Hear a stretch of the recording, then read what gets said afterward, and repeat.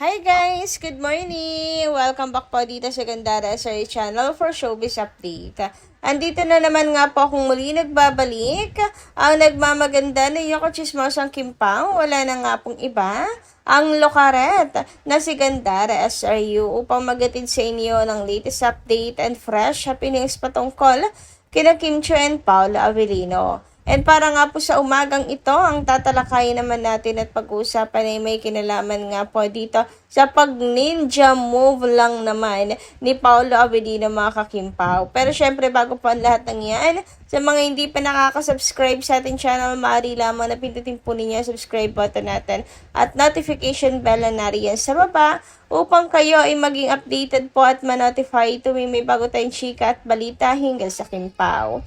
Basta mga balita na may kinalaman kina Kim Chiu and Paolo Avellino, sagot na nga po natin yan. And unahin na nga nating pag-usapan mga kakimpaw ang tungkol dito sa controversial na record-breaking nga mga kakimpaw na ginawa nila Kim and Paolo na world tour mga ka-KP. Oy, naging naman ang usap-usapan yan dahil nga meron po naghahabol sa Kimpaw. So sabi nga ni Jenny, ayan, favorite ko talaga to. Sabi niya, focus statement was lacking, ha? It should be first ever love team, tandem, couple to have a world tour. Is this okay now? Damn, this recognition na hungry fox. Grabe naman, kulang nga kasi naman eh. Pwedeng idugtong na uuwi ng kasalan. Oy, mauuwi ng kasalan. At bukod tanging nag-world tour na mauuwi sa kasalan. Para hindi sila nag-iingay at hindi po naghahabol. Hindi kasi nagkatuluyan yung kanila eh. Sa Kimpaw, nagkatuluyan mga ka-KP. Charat! So, ayan, kulang naman kasi, host. Bakit naman ganon? Pero may sinabi siyang nagmamahalan. Huy! Pero kokota-kota na ako ton. Ewan ko lang talaga, may naghahabol kasi. Sabi dito, ipaparegister nila sa Guinness World of Record yata. Hindi nila alam ang goal at dream natin ay magkakambal, Kimpaw. Wala na dapat patunayang at iyabang pa. Alam naman ng mga tao gaano ka-successful ang KP. Ganon ang A-lister, no need makipag-kompetensya pa. Yes, true. Hay, naku, nakakaloka. Ipaparegister sa Guinness World of Record. Nakakatawa. Pero, ang pinakang goal naman talaga natin, ang hindi nila alam, ang pinaka-dream naman talaga natin mga kakimpaw, ang magkaroon ng kambal, sila Kim and Paolo. For the go na dyan. Hindi natin kailangan ng kahit na anong title sa ngayon. Kasi nga, marami nang napatunayan sina Kim and Paolo. Hoy, di na nila kailangan pang tawag dun, pahangin, magyabang, magpasikat, mga Kimpaw. Mayroon na silang napatunayan. Kaya naman, ang goal talaga natin ngayon ay ang magkakambal na lang po talaga silang dalawa. Solve na tayo sa mga narating nila Kim and Paolo. Ano ba kayo? Ay, hindi, may kulang pa pala. May isa pa ako inaantay kina Kim and Paolo. Ang magkaroon po si Paolo Avellino ng International Award para same na sila ni Chinita Princess. After that, goods na ako mga ka-KP. Concert, world tour, check naman na mga ka-KP, no? International Award na lang for Paolo Avellino bago po sila lumisan sa mundo ng showbiz. Lumisan sa mundo ng showbiz. Magpahinga na at maglaylo sa show business.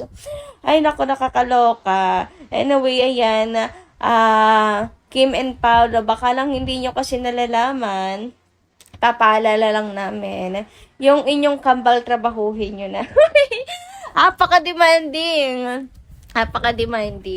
Anyway, dumako naman tayo dito mga kakimpaw sa pag-ninja move nga ni Paolo Avellino kay Chinita Princess. Kasi ba naman, nung ikikis na nga po ni Kim Chiu, si Kim, kasi nga nanalo si Paolo Avellino. Apa naman itong si Paolo? Gusto pang umiscore. At talagang nung ikikiss siya, humarap pa talagang tunay. Para nga naman sa lips yung tama, di ba? Kaya nawindang si Chinita Princess, napa-walk out tuloy. Ayan nga, makikita nyo rito mga ka-KP. Agad na paurong si Chinita Princess, ayan na pa-walk out tuloy. Kasi naman, Paul, bakit ka humarap? Alam niyo naman, conservative ang iyong, ang iyong prinsesa. Ay nako, ang dami talagang nakakakilig na pangyayari. Parang binuhusa talaga ng Kim Pao sa Toronto. Kaya ayan, ang mga tao talagang hiyawan, sigawan, may mga napatalon sa sobrang tuwa. Talagang mabibingi ka sa ingay po sa sa when yung mga kakimpaw, lalo na nung finally makakiss na nga po si Chinita Princess kay Paolo Avellino. Tapos ang cute-cute pa ni Paolo Avellino, super kilig lang ang peg. 'Di ba? Napaka-cute ni Paolo pagka-kiss ni Chinita Princess. Ginagaya niya ata yung mukha ni Kim. Ewan ko. Pero after that, hindi po mawala ang mga ngiti sa labi ni Paolo Avellino, mga kakimpaw. Kitang-kita mo yung ngiting tagumpay, ngiting abot langit, abot tenga, mga kakipi. Grabe naman nga ang effect ng isang kiss sa pisngi ng isang Chinita Princess, mga kakimpaw. Baka hindi pa maghinamos ng isang buwan si Paolo Avellino para hindi mawala ang laway ni Kim. Hoy! Baka OA.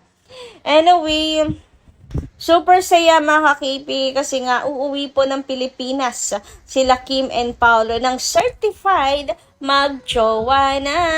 Ayan. Siyempre, dumating po sila at nagsimula mag-world tour na tayo nangangapa sa tunay nilang estado mga kakimpaw. Pero ngayon mga kakipi, certified mag-jowa na. Wala nang tawag dito, hulaan, wala nang haka-haka, wala nang question mark na malaki.